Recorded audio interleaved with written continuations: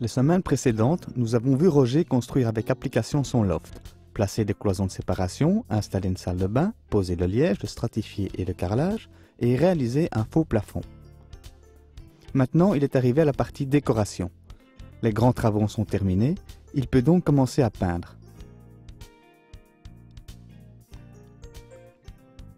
Il mesure d'abord les murs pour connaître la quantité de peinture nécessaire.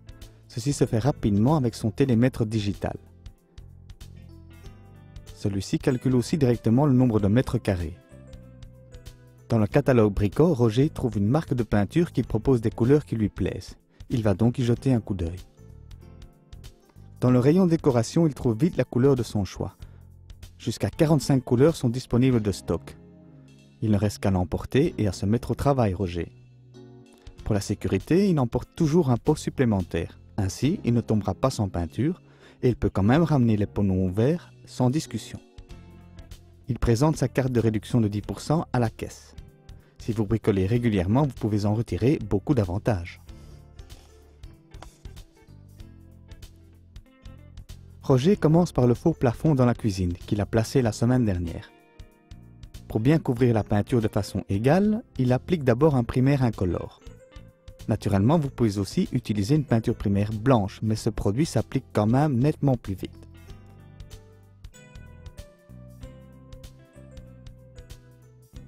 Lorsque Roger peint, on voit directement que la peinture couvre parfaitement. Utiliser un primaire n'est donc pas un coût supplémentaire, car vous avez besoin de moins de peinture de cette façon. Les bords et les moulures de plafond reçoivent d'abord une couche de peinture à la brosse, et il peut poursuivre ensuite au rouleau. Et nous devons te féliciter pour ton choix de couleur, Roger. La teinte gris clair s'harmonise parfaitement avec la cuisine.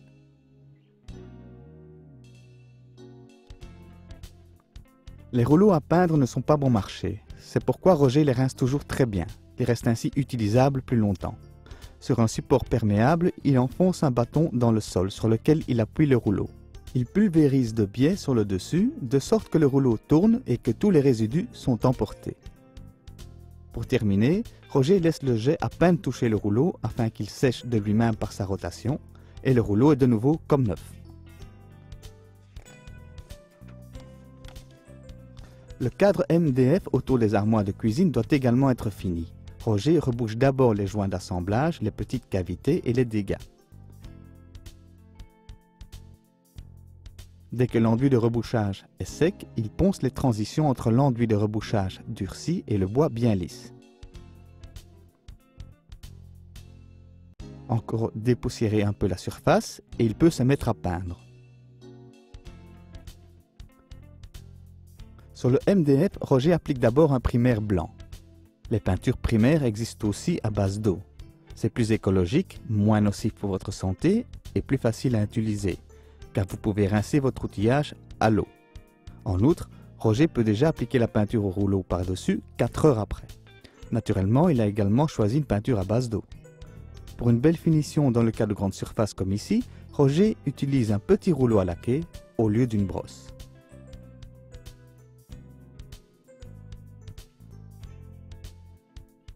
Le plafond était vite achevé, mais ce mur demandera un peu plus de temps. Je vais du reste utiliser une technique de peinture spéciale sur ce dernier.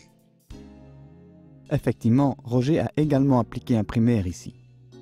Puis, il peint toute la surface en un ton beige clair avec une peinture murale de qualité. Vous pensez peut-être maintenant, mais on ne voit pas grand-chose de cette technique de peinture spéciale. Mais patience, elle doit encore venir.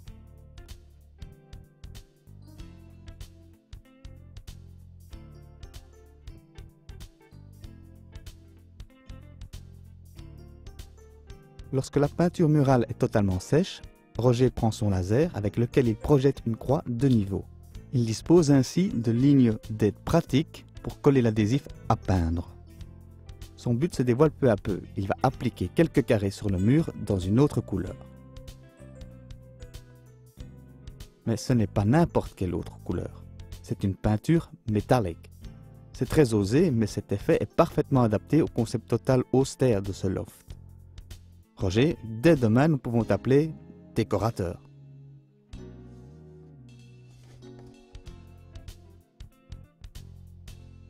Après la peinture, le moment est arrivé d'installer tout ce qui doit être appliqué contre le mur.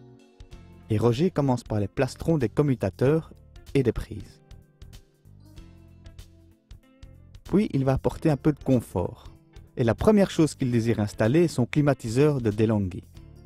Non pas qu'il ait directement besoin d'un climatiseur en décembre, mais il peut aussi utiliser cet appareil comme chauffage. Dans le mur intérieur, il pratique un orifice, à travers lequel il insère le flexible pré-rempli de gaz réfrigérant.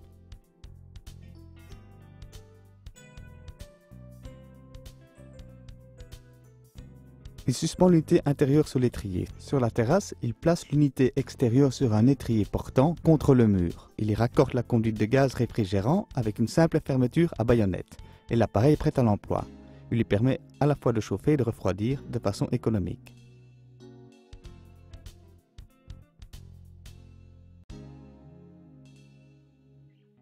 Pour la salle de bain, j'ai acheté ce chauffage électrique, idéal pour chauffer une petite pièce. Un superbe design et pratique, car cet appareil sert aussi de porte-serviette et de sèche-serviette.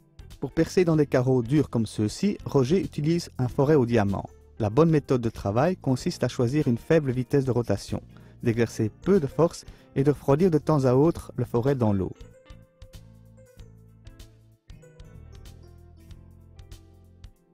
Puis il ne lui reste qu'à insérer des chevilles et visser le radiateur contre. Encore enficher la prise et l'appareil fonctionne. Avec la minuterie digitale, Roger peut régler quand le chauffage doit s'enclencher. Le thermostat intégré garantit le maintien de la température souhaitée.